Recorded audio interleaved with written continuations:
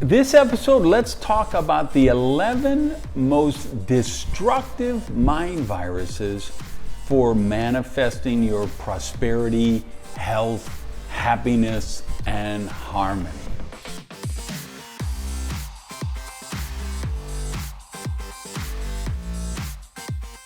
Hey guys, Randy Gage here. Welcome to another episode of Prosperity TV. I'm still at the right coast at my place in Miami. And I want to talk this week about, we've talked a lot about mind viruses, right? And many times I tell you some of the most prevalent ones. But this episode, I thought it'd be really cool if we looked at them, the ones that I think are the most destructive and prevalent, but mainly that do the most harm from a prosperity standpoint, from you being able to manifest the prosperity you want. And as you can see, I'm just finished my workout, but I want to get this in for you guys because I'm going to be traveling and I want to make sure you get this. So, mind virus number one that we want to talk about is money is evil. I don't think I need to spend a lot of time on this with you guys, but it's important to know that's probably one of the most damaging ones, is because people do have that subconscious programming that money is evil. And every time you see some rich person do some stupid thing or nasty thing or evil thing, people make the connection that it is the money that did the evil thing and not the person who made a conscious choice. Money is neutral. We can make it positive or we can make it negative. We can make it good, we can make it evil. It's just a medium of exchange, and how it plays out, it depends on how we utilize it. Number two, rich people become rich by exploitation. Very common one. And you see this is one of those subliminal ones you see all the time in the movies and TV shows, books, plays, operas, is that these wealthy people get wealthy by exploiting others. And the truth is, you can do that. You can exploit people and take advantage of them and create some wealth. But that doesn't build long-term prosperity. Number three, poverty is noble. This is like the money is evil thing. It's crazy mind virus, but very prevalent, very harmful, because I always use that example in the Spider-Man movie when Peter's uncle says, "We may not be rich, but at least we're honest." I mean, that is just such negative programming. And it's built on that supposition that there is something inherently spiritual or noble about being broke. There's nothing noble about poverty. Poverty sucks. Poverty causes people to lie and cheat and steal, even kill.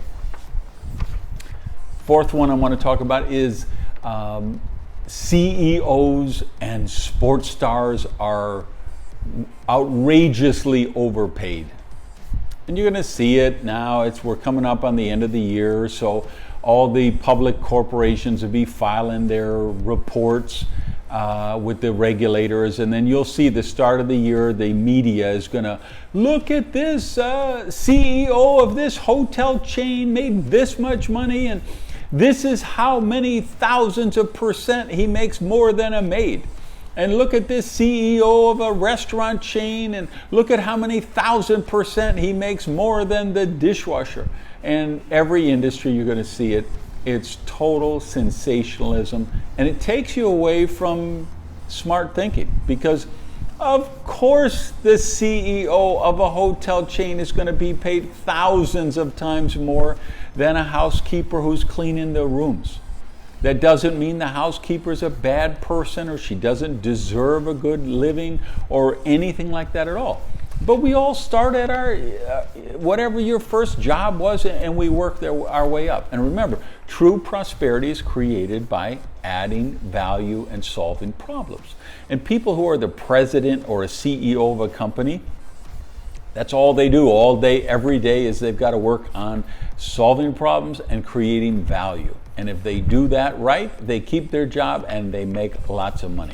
Same thing with you're going to say, oh, LeBron James this much a year, or Tom Brady this much a year, or this baseball player. Listen, this is the reason people come to the parks and the stadiums and the pitches, to see these people play.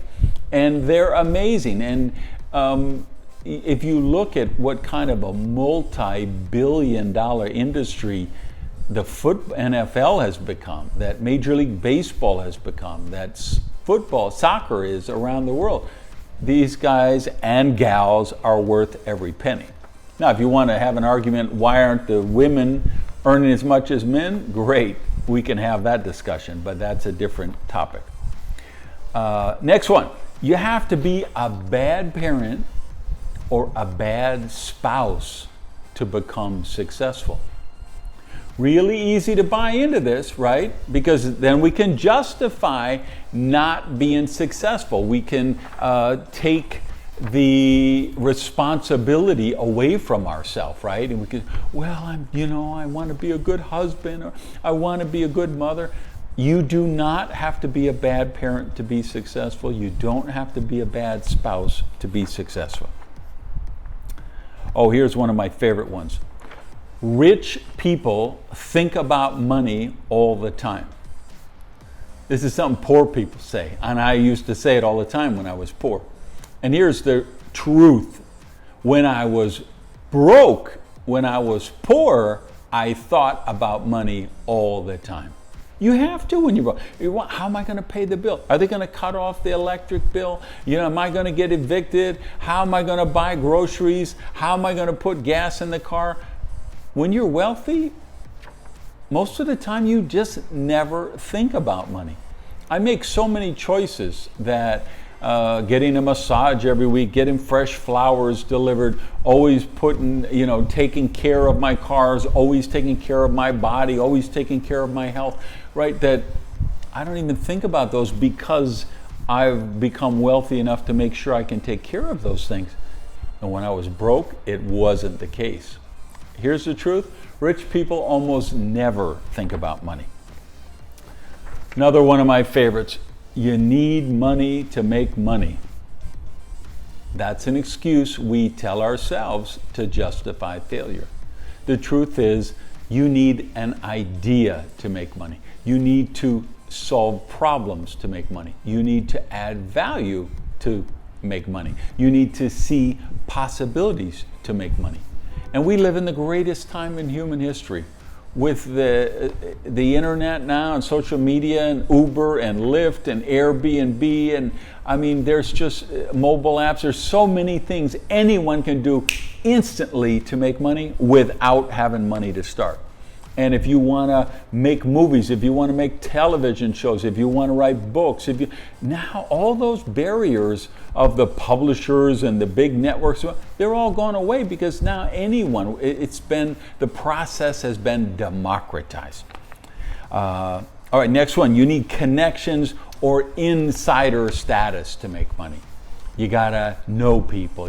Right? This is just a belief that we tell ourselves to justify our failures. You do not need inside connect. Now there was a time, right? This is one of the ones that I think was grounded in truth, because I think it was really the 50s, the 60s, the 70s. I would have said that was still true. 80s it started to fall apart, 90s it was almost extinct by the millennial, by 2000, that's it, it's over. With the internet, with social media, you can hijack the process. Whether you're a rapper, whether you're an author, whether you're a would-be entrepreneur, you're a writer, you don't need the connections. You don't need the insider status to make money or be successful. Next one, money changes you. This is another one. Broke people like to say when their friends become wealthy and they keep asking them for loans and asking them to invest in every crazy cockamamie idea they come up with, and oh, money has changed him. No, money doesn't change anybody. Money reveals who we are. If you're an idiot without money, you'll be an idiot with money. If you're an evil person without money, you'll be an evil person with money. What money does is it allows us expression, and so we get to see, it gets to reveal who we are when we have money. Number 10, money is not important to prosperity. I see this a lot in the Unity and the Science of Mind churches. You have people going around teaching these prosperity seminars, and they're driving a 15-year-old broke mobile with the windows don't roll down, and there's, well, you know, I haven't done the materialistic part of money, but I have my health and I love people and people love me. Listen, obviously I believe money is not the only part of prosperity. You need your health. You need spiritual grounding. You need relationships that nurture you and you can nurture them. And there's so many aspects, but money and material things really are part of prosperity, and they're an important part of prosperity. And you can't have true prosperity if you're making the minimum payments on your credit cards every week. And finally, number 11, and I saved this for last because this will be the one that'll have some of you guys grind in your molars. Here's the mind virus. People ahead of you should help you. And it's your moral responsibility to take care of those less fortunate than you. Total hogwash.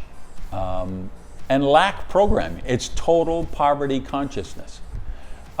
Because somebody ahead of you has made more money, has a bit more degrees, a higher title, they've traversed the journey, they got there before you, it's not their responsibility to help you. If you want help from that person, it's your responsibility to find a way to create value for them, so that they want to help you because it's a mutually beneficial thing. And the same thing, I don't ever think it's my moral responsibility to help those less fortunate than me. It's not. It's not your moral responsibility to help those less fortunate to you. And people say, well, what are you doing to give back? What are you doing to... No, that's just that's poverty consciousness. Now, here's what I would tell you.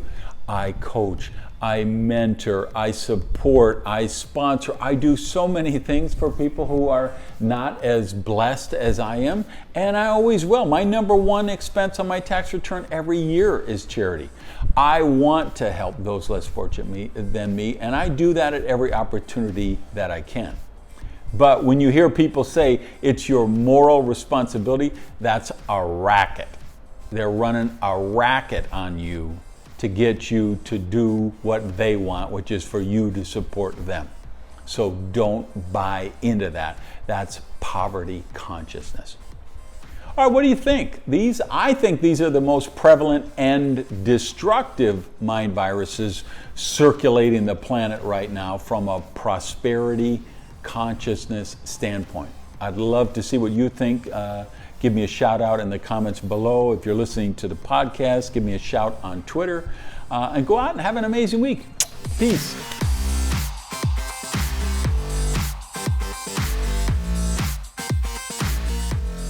Hey, I'm heading down to Key West, so I will try to get you a show from the Conch Republic next week.